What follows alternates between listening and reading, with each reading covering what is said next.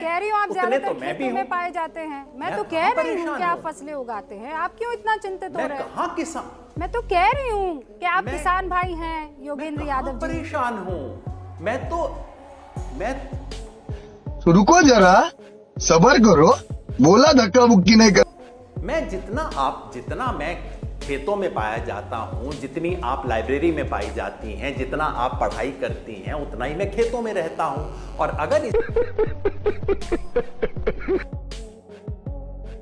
दोस्तों, जैसे कुछ लोग को बिना सुने नहीं रह सकते हैं, सेम आदत गोदी मीडिया रूपका लियाकत के, वो बिना सुने कुछ डिबेट में नहीं रह सकती। सेम इस डिबेट में देखने को मिला जब रूपका लियाकत ने योगेंद्र यादव को तंज साधते हुए किसान आंदोलन के बारे में बात की। योगेंद्र यादव ने ऐसे धुलाई की कि रूपका लियाकत एकदम शांत बैठ गए।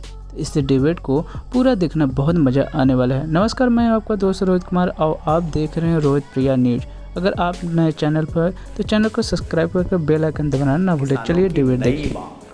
आपने इससे पहले कहा गोल पोस्ट चेंज कर रहे हैं। आप पत्रकार हैं, मैं आपको याद दिला दूं, नई मांग तब कही जाती है जब देश को सामने ये हो भाई आंदोलन हो गया।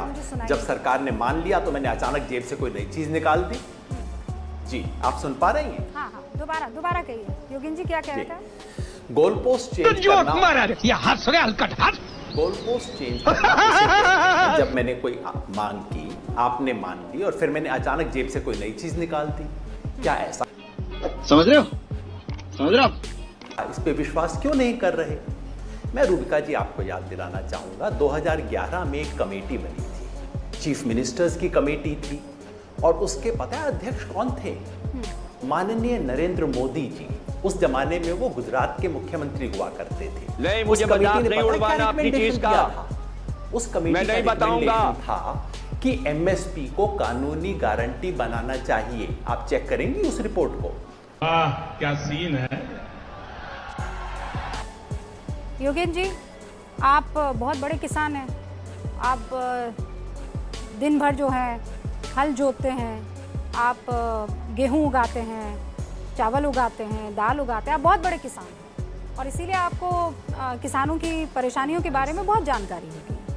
मैं आपसे ये कह रही हूँ कि मैंने बहुत सोच समझ के समझ रहे हो? एक लाइन का इस्तेमाल किया था। 99 नहीं 90 कदम सरकार चली, 10 आप चल लीजिए। इसके माने ये थे योगेंद्र जी कि अगर जिस धुरी पर आपका आंदोलन था, मैं बाकी सारे जो सूत्री मांग आपकी है वो मैं समझ रही हूँ, लेकिन जिस धुरी पर आपका आंदोलन था, उन 3 कानूनों को जिसे आप काला कह रहे थे उसे वापस ले लीजिए। तेरा तो गेम बजाना पड़े। रूबिका जी, कितने सुंदर सवाल आप पूछ रही हैं। मैं बड़ा किसान नहीं हूँ, हाथ जोड़ के बताऊं, छोटा किसान हूँ। 4 एकड़ जमीन है हरियाणा के सारनबास गांव में। आप ज्यादातर वहीं पाए जाते हैं। ना धान उगा नहीं पाता, पानी हमारा खारा है।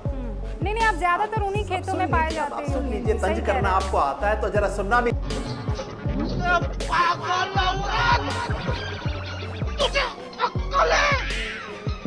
क्या बोल रही है? हरियाणा के सारनबास गांव में आप ज्यादातर वहीं पाए जाते हैं। ना धान उगा नहीं पाता, पानी हमारा खारा है। नहीं, आप ज्यादातर उन्हीं खेतों में पाए जाते हैं। सुन लीजिए, तंज करना आपको आता है तो जरा सुनना भी सीख लीजिए। हाँ, आप सुनना, रूबिका जी जरा सुन भी लिया कीजिए। बोलने का मादा हो तो सुनने का भी मादा होना चाहिए। ओ भाई, मारो मुझे, मारो मुझे, मारो। नहीं, ये मजाक हो रहा है। एक सेकंड यार, मजाक। सुंदर आपने प्रीफेस बनाया। आपकी इतनी सूत्री मांग है, उसके इर्द गिर्द रहिए ना। आपकी धुरी क्या है? पॉलिटिक्स आपकी धुरी है, किसान आंदोलन, ये कानून, एमएसपी आपकी धुरी, उस पर बात कीजिए ना। आप काहे नेता बन रहे हैं? या कह दीजिए मेरा नया प्रोफेशन जो है वो ये होने वाला है। कार्यक्रम की धुरी है, उस पे सवाल पूछिए ना। दाएं बाएं के तंज छोड़ दीजिए, आप भी सीधे प्रश्न पूछिए, मैं सीधा उत्तर दे। खत्म। बाय बाय, टाटा, गुड बाय, गया।